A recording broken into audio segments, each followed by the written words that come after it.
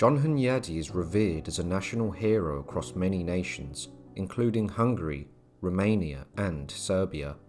His remarkable victories in battle earned him numerous epithets, among them Turk-Buster and the White Knight. Hunyadi is often portrayed as a figure of great honour and wisdom, having governed the Kingdom of Hungary for an extended period, while securing numerous victories against the Turkish forces. Byzantine literature even elevates him to the status of a saint, underscoring his esteemed reputation. His legacy has inspired countless romances and ballads, celebrating his heroic deeds, and his likeness can be found in many statues throughout Hungary to this day. In Hunyadi's era, the Ottoman Empire was aggressively expanding its borders, posing the greatest threat to Christian Europe as it conquered and annexed territories.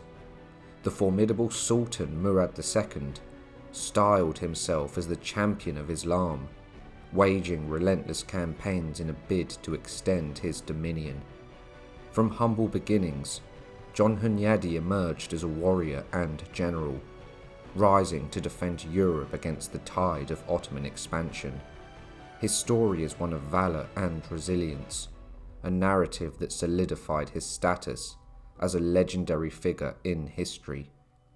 This is his story. The early life and ancestry of John Hunyadi remains cloaked in mystery, and his towering reputation has given rise to numerous legends surrounding the identity of his father. One particularly captivating tale recounts how King Sigismund, during one of his journeys through Transylvania, fell in love with a beautiful Romanian noblewoman. After their brief affair, the king left her pregnant, bestowing upon her a ring adorned with his coat of arms as a token of recognition, and instructing her to present herself at court once their child was born. To protect her honour and avoid scandal, the young woman married a Wallachian noblewoman who accepted her situation. She gave birth to a son, whom she named John. One fateful day, as she cradled her son in her arms, a raven swooped down and snatched the royal ring from the child's grasp, soaring into the sky. Overcome with despair, the mother sent her husband in pursuit of the cursed bird. After a determined chase, the raven was shot down with an arrow, and the ring was recovered.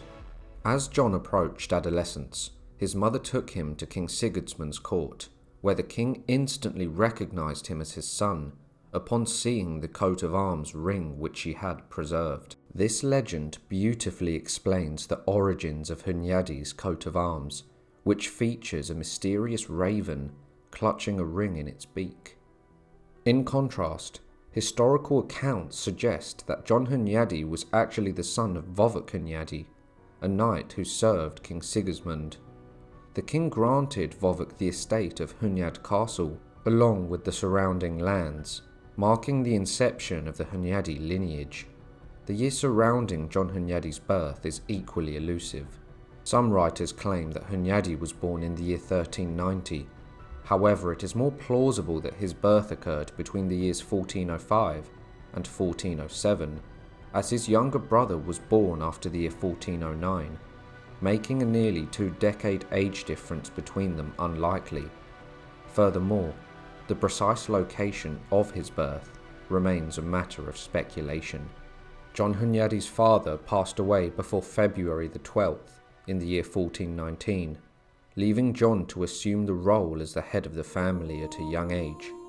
Like many young noblemen of his time, Hunyadi spent his formative years in the service of influential magnates, immersing himself in the intricacies of court life and military affairs. The 15th century chroniclers provide us with conflicting accounts regarding his youth. Despite this lack of clarity, it is well established that Hunyadi served various noblemen and kings, each experience contributing to his rise in prominence. During these years, he honed his skills in military strategy and battlefield tactics, knowledge that would prove invaluable in his later exploits as a warrior and leader. It is said that John Hunyadi entered the service of King Sigismund, marking a pivotal moment in his early career.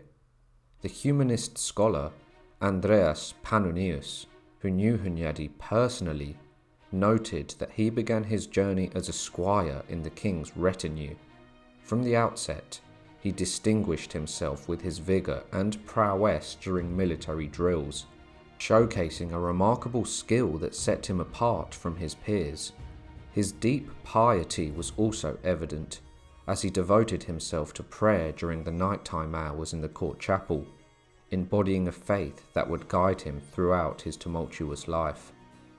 In the year 1412, however, King Sigismund embarked on an extensive journey across Europe to galvanize support for a new anti-Ottoman crusade, leaving the young Hunyadi behind to navigate his own path. During this time, he came under the tutelage of Filippo Scolari, an esteemed Italian magnate and general. Scolari, responsible for the defense of the southern frontier of Ispan, was renowned for his military acumen and strategic brilliance. According to Poggio Bracciolini, Scolari's biographer, Hunyadi was likely Scolari's page in around the year 1420, where he would absorb invaluable lessons in the art of warfare. Under his stern mentorship, Hunyadi advanced from a page to a knight, and ultimately to a captain, mastering the complexities of command and military tactics. However, John of Capistrano, in a letter dated to the year 1456, indicated that Hunyadi began his military career under the command of Nicholas Ilok, a prominent Hungarian noble and one of the wealthiest landowners in the Kingdom of Hungary, who himself was celebrated as a great hero. Regardless of the exact details of Hunyadi's early affiliations, it was clear that he spent his formative years in the company of powerful and renowned figures. These experiences enriched his understanding of both the intricacies of politics and the harsh realities of warfare. The times were perilous, with the threat of the Ottoman Empire looming ever larger. The nobles of Hungary faced a daunting dilemma, caught between the choices of resistance and capitulation in the face of encroaching destruction. Amidst this backdrop of uncertainty and danger, Hunyadi was not merely learning the strategies of battle, he was being forged into a leader who would one day rally the nobility against the rising tide of Ottoman power. In the year 1431, at the age of approximately 20, Hunyadi journeyed to witness the grand coronation of Sigismund of Luxembourg, who was becoming the Holy Roman Emperor. Having been knighted by this time, Hunyadi was eager to be in the service of a monarch. However, upon arriving in Lombardy, he, along with other courtiers, found themselves dismissed due to the royal treasury's inadequate funds. Undeterred by this setback, Hunyadi sought new opportunities and entered the service of Filippo Visconti, the Duke of Milan. For 2 years, Hunyadi served under one of the most illustrious princes of the Renaissance. During this period, he immersed himself in military innovations, mastering the strategic integration of heavy cavalry and infantry units equipped with firearms. Throughout his service in Milan, Hunyadi not only honed his military skills, but also managed to amass a considerable fortune from his wages. By the year 1433, when Emperor Sigismund returned to the Holy Roman Empire, Hunyadi rejoined his retinue. With his newfound wealth, he lent substantial sums to the emperor, earning rich rewards in the form of estates, market towns, and entire districts as tokens of gratitude. Elevated to the status of a knight in Sigismund's household, Hunyadi accompanied the emperor on his travels through Germany, Hungary, and eventually Bohemia. However, the political landscape was shifting. The emperor soon passed away, and his son-in-law, Albert the Magnanimous, ascended to the throne. Hunyadi became embroiled in the conflicts that followed. Notably, fighting against the Czech proto-Protestants who adhered to the teachings of the reformer Jan Hus and posed a significant challenge to Albert's authority. In addition to these battles, Hunyadi also faced the looming threat of the Ottoman Empire, who sought to encroach upon the southern borders of Hungary. The Ottoman commanders were consistently urged by Sultan Murad II to take decisive action and expand the empire's borders. They accused King Sigismund of Luxembourg and Juraj Brankovic of causing unrest in Anatolia, which heightened tensions. Eventually, Sultan Murad demanded the surrender of Sendru, a strategic market town from Brankovic. However, Brankovic resolutely refused, opting instead to fortify his castle there. He entrusted its defense to his son, while he fled with his youngest child and his wealth back to their estates in Hungary. With plans to catch Brankovic off guard, Sultan Murad mobilized a large army and marched towards Serbia, setting the stage for the impending siege of Sendru. In the face of this looming threat, Juraj Brankovic sought refuge in Hungary to rally military support. As the Ottoman forces bore down on the region, King Albert of Hungary convened a gathering of lords and nobles to assemble an army capable of repelling the invaders. Yet, many nobles hesitated to commit to the fight. A notable exception was John Hunyadi, who, utilizing his Transylvanian auxiliary troops, played a pivotal role in turning the tide against the Ottomans. His leadership and strategic acumen were instrumental in pushing back the enemy forces, a feat that significantly enhanced his reputation. It is rumored that the Ottomans suffered staggering losses, with estimates of around 40,000 casualties during the battle, compelling the remaining troops to retreat hastily from Serbia. In the wake of this victory, King Albert appointed the Hunyadi brothers as barons, a move that solidified John Hunyadi's standing within the realm. Additionally, he received numerous fortresses from the king, a reward that reflected both his newfound baronial rank and his invaluable contributions to the defense of Hungary and against the Ottoman menace. On October the 27th in the year 1439, King Albert succumbed to dysentery. This would plunge Hungary into a tumultuous civil war in the wake of his death. The conflict arose between the loyalists of Queen Elizabeth, the pregnant widow of the late king, and those who supported Vladislav III, the King of Poland.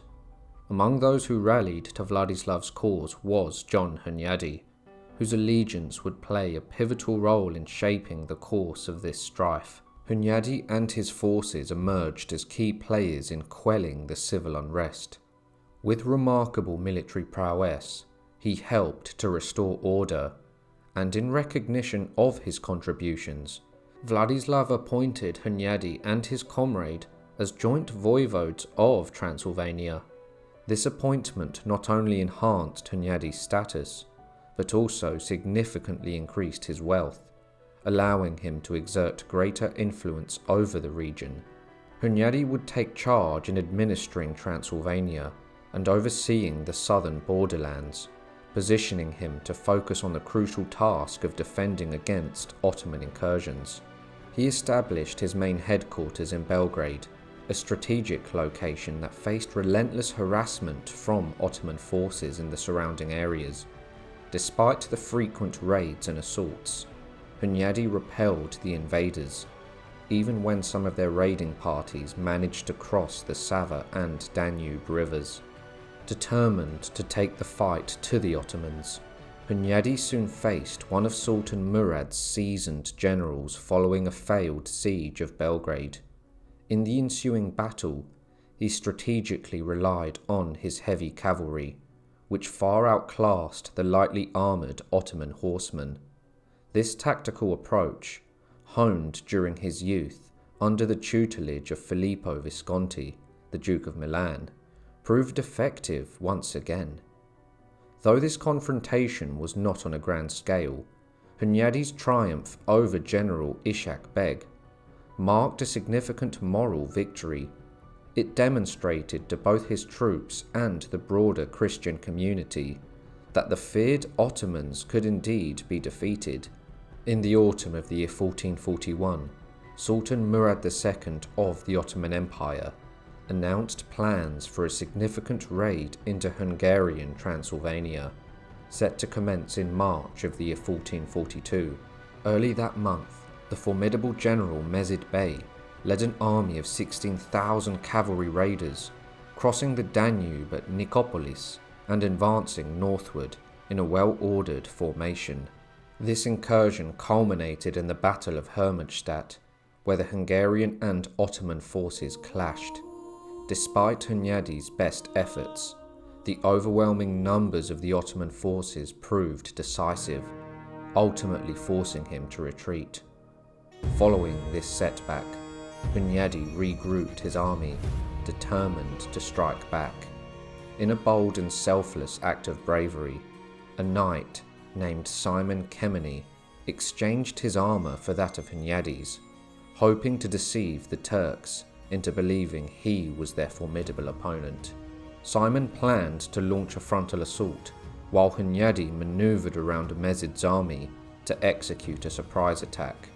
Tragically, Simon fell in battle. However, Hunyadi, with his heavy cavalry, seized the moment. He charged at Mezid's forces, delivering a devastating blow that not only crushed the Ottoman lines, but also resulted in the death of the general himself.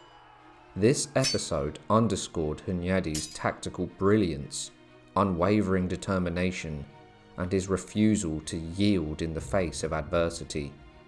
Yet this victory only fueled Sultan Murad's desire for revenge, incensed by the loss of his general. Before long, Hunyadi found himself thrust into battle once again. Sultan Murad dispatched another seasoned general, Hadim Sehabeddin, commanding an army of around 80,000 men, to wreak havoc across Wallachia, leaving the land virtually desolate. After ravaging Wallachia, this formidable army set its sights on Transylvania. General Sehabeddin boasted that merely displaying his turban would send the enemy fleeing in terror. Opting for a strategic maneuver, the general chose to bypass the rugged Transylvanian mountain border and instead aimed to enter Transylvania through the iron gates via the Banat of Severin. John Hunyadi swiftly mobilized the Transylvanian forces, leading to the pivotal battle of the Iron Gates. Hunyadi advanced along the northern edge of the imposing Transylvania border mountains.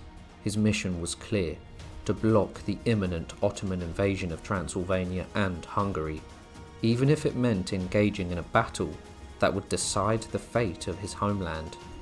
Though his forces numbered only around 15,000, they were fierce and disciplined warriors, ignited by the fire of recent victories and a shared commitment to their cause. As the day of the battle dawned, Hunyadi took a moment to offer fervent prayers, drawing strength from his faith before leading his troops into the fray. With strategic precision, he targeted the heart of the Ottoman formation, determined to shatter their ranks. The clash of steel and the cries of the warriors filled the air as Hunyadi's forces surged forward, their spirits unyielding even in the face of fierce Ottoman resistance. Through cunning maneuvers and relentless tenacity, Hunyadi orchestrated chaos within the enemy lines. The once formidable Ottoman formations disintegrated under the weight of Hunyadi's disciplined onslaught, leading to a monumental victory. General Hadim Sebaheddin and numerous Ottoman commanders fell, their ambitions extinguished on that fateful day. A significant portion of the Ottoman army was either slain or captured, marking a staggering defeat for Sultan Murad's forces. In a breathtaking turn of events, Hunyadi's valiant warriors, outnumbered yet resolute, triumphed over the Ottoman army that boasted a strength of 80,000. This battle established Hunyadi as a formidable adversary to the Ottomans, and a beacon of hope throughout Christendom. His legendary triumphs in the year 1441 and 1442 not only solidified his reputation, but also cast him in the annals of history as one of the great defenders of the realm, a champion against the tide of darkness. For years, the Catholic Church had advocated for a crusade against the encroaching Ottoman threat. With the conclusion of the Hungarian War and a nearly simultaneous conflict in Byzantium, the opportunity arose to forge a united front against a common adversary. On January the 1st in the year 1443, Pope Eugene IV issued a powerful crusading bull, rallying the faithful to take up arms. In early May, reports surfaced suggesting that the Ottomans were in a weakened state, and many believed it would be relatively easy to drive them from Europe. Thus, war was declared against Sultan Murad II. The coalition of crusaders was led by King Vladislav III of Poland, the valiant John Hunyadi, known as the White Knight, and Juraj Brankovic, the Serbian despot.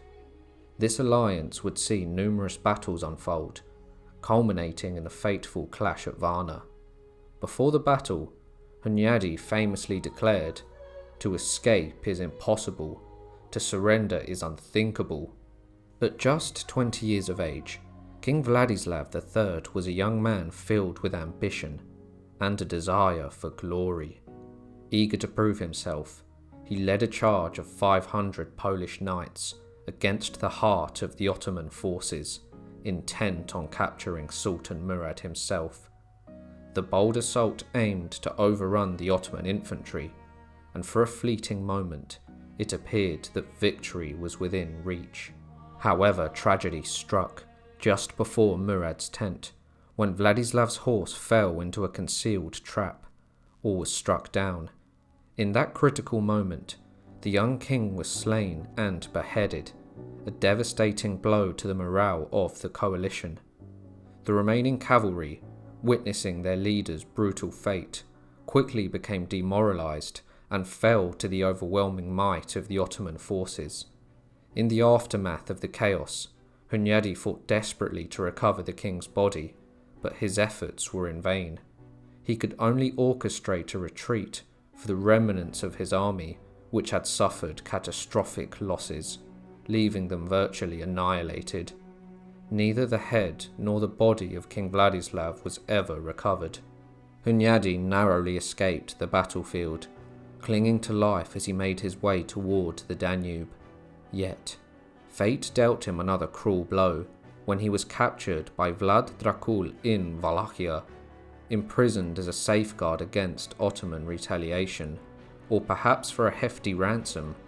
Hunyadi found himself in dire straits.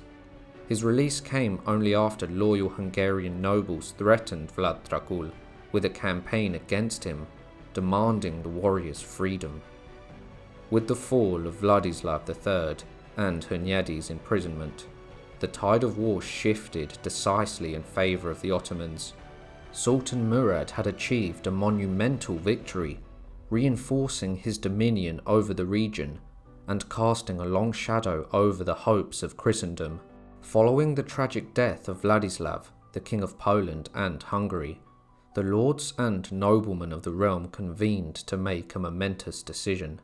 On June the 6th, in the year 1446, they proclaimed John Hunyadi as the Regent of Hungary, bestowing upon him the esteemed title of Governor. As one of the wealthiest barons in the kingdom, Hunyadi possessed vast estates that spanned over 2 million acres. His commitment to the defence of the realm was unparalleled. He dedicated a significant portion of his substantial revenues to financing the ongoing wars against the Ottomans, financing a considerable share of the costs for years. This selflessness earned him the respect and admiration of both lords and peasants alike. With the weight of responsibility upon him, Hunyadi was resolute in seeking vengeance for the crushing defeat at the Battle at Varna. The spectre of Ottoman conquest loomed large over Serbia and the surrounding Balkan states, driving Hunyadi to prepare for a decisive confrontation. This ambition culminated in the fateful Second Battle of Kosovo in the year 1448. Sultan Murad, determined to assert his dominance, personally commanded a formidable force that included a battalion of cannoneers and elite infantry units. His son, the young and ambitious Mehmed, only 16 years old and facing battle for the first time, led the Anatolian troops on the right wing. Hunyadi, steadfast and battle-hardened, took command of the centre of his army, while the right wing of the Crusaders were bolstered by the Wallachian fighters. As soon as the sun rose on the day of the battle, Hunyadi launched an audacious attack on the Ottoman flanks, deploying a mix of light and heavy cavalry in a bold manoeuvre. In response, Murad unleashed his own cavalry, enveloping the Crusader left flank, while orchestrating a general assault along the entire line to distract Hunyadi from the primary offensive. This cunning strategy proved effective, as the Wallachian, Moldovan and Hungarian cavalry was swiftly cut down and slaughtered. Realizing the peril on his flanks, Hunyadi rallied his main force, a formidable contingent of knights and light infantry, to charge into the fray. They advanced fiercely through the heart of the Ottoman centre, making significant progress. As the main assault faltered, the Ottoman infantry regrouped, driving Hunyadi's knights back in a relentless push.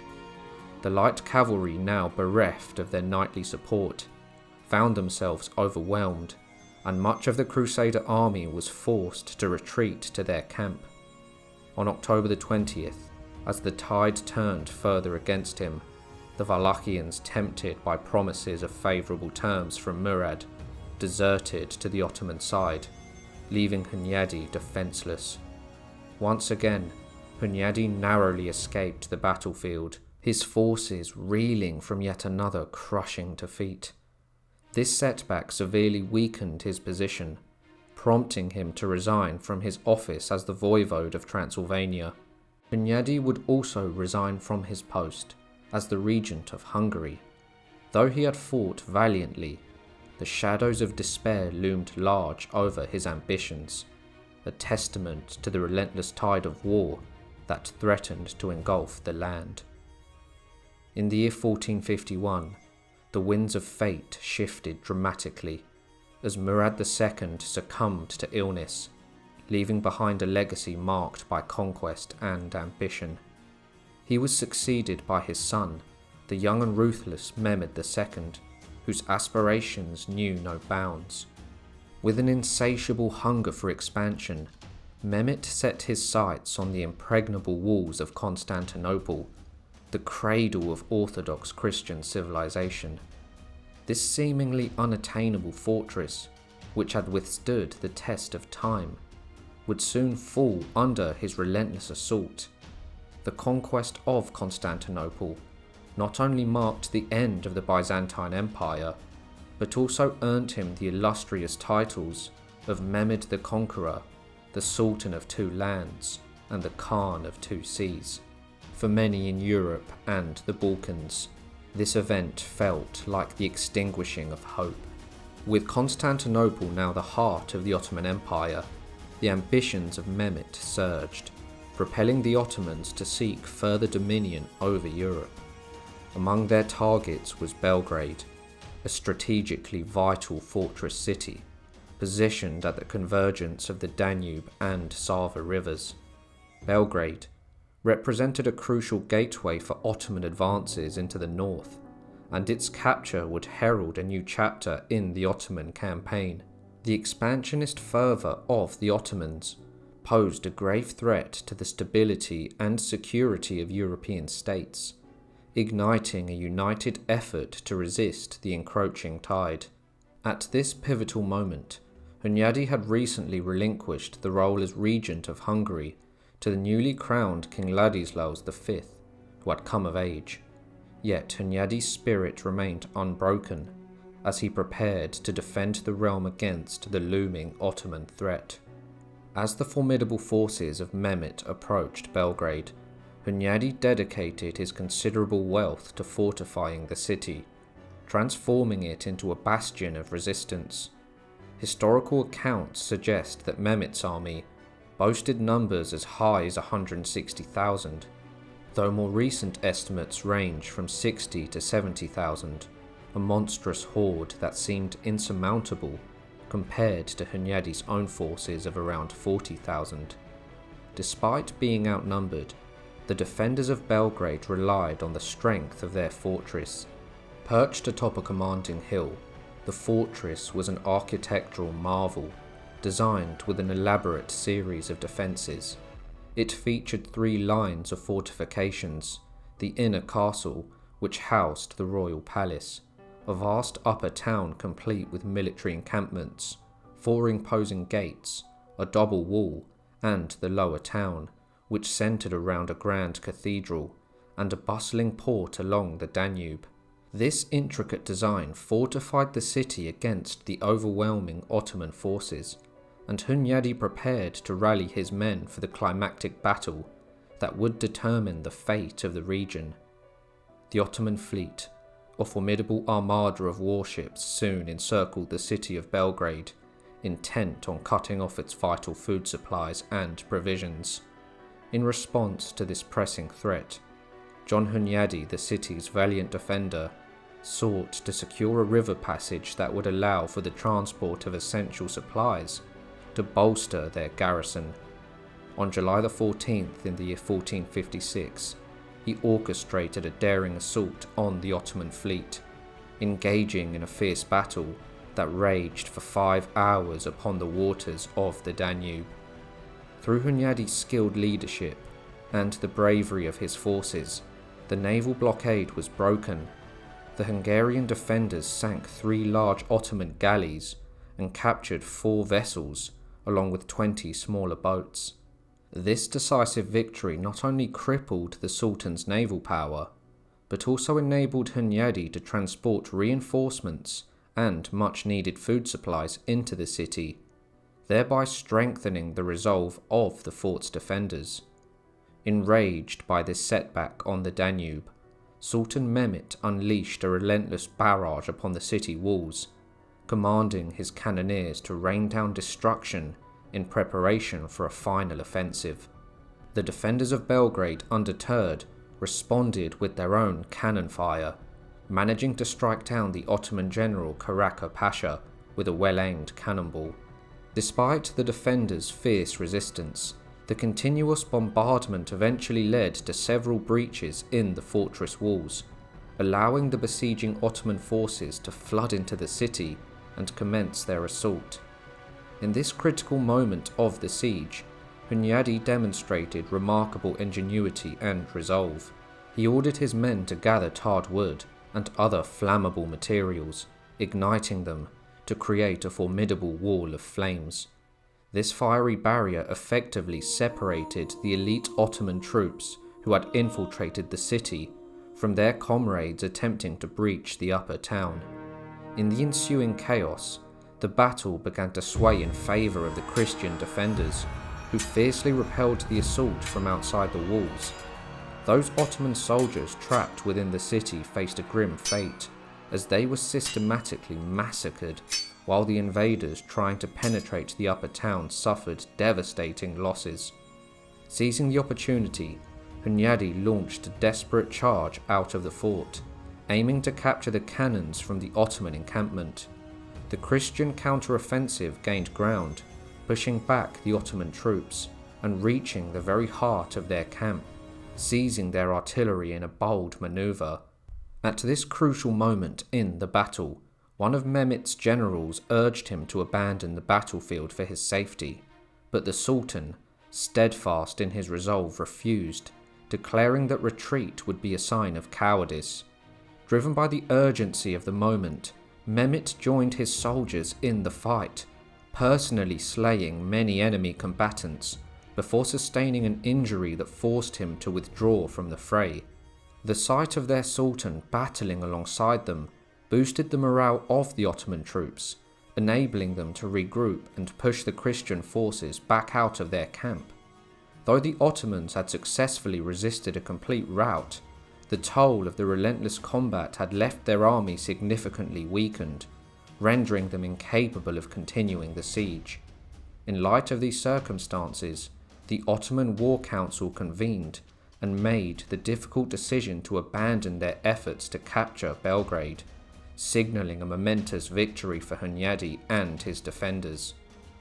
This remarkable victory served as a beacon of hope for the European Christian forces, significantly bolstering their morale and marking a pivotal turning point in their struggle against the Ottoman expansion. This triumph temporarily halted the relentless advance of the Ottomans into Europe, installing a renewed sense of purpose and unity among the Christian states. John Hunyadi's valiant defense of the city earned him widespread acclaim, solidifying his reputation as a formidable military leader. His strategic brilliance and unyielding resolve in the face of overwhelming odds became legendary, inspiring both his contemporaries and future generations. However, amid the celebrations and the aftermath of the battle, tragedy loomed as a devastating plague swept through the Crusaders' camp, claiming the lives of many soldiers and civilians alike. In the midst of this turmoil, Hunyadi himself fell gravely ill. Despite his extraordinary accomplishments, he succumbed to the illness in the year 1456 at the age of approximately 50. The Ottomans would persist in their relentless expansion into various territories, and the conflict between the Ottoman Empire and the European powers continued for centuries, shaping the geopolitical landscape of the time. Yet, through it all, the legend of John Hunyadi remained a radiant beacon of hope and resistance. His legacy was carried on by his son, Matthias Corvinus, who later ascended to the throne as King of Hungary. Hunyadi is revered as a national hero in Hungary, celebrated for his unwavering defense against the Ottoman threat. Byzantine literature even revere him as a saint, recognizing his profound impact on the struggle for Christendom. I hope you all enjoyed the video. If you did, be sure to like, subscribe and share, and I'll see you all soon for another History Profile.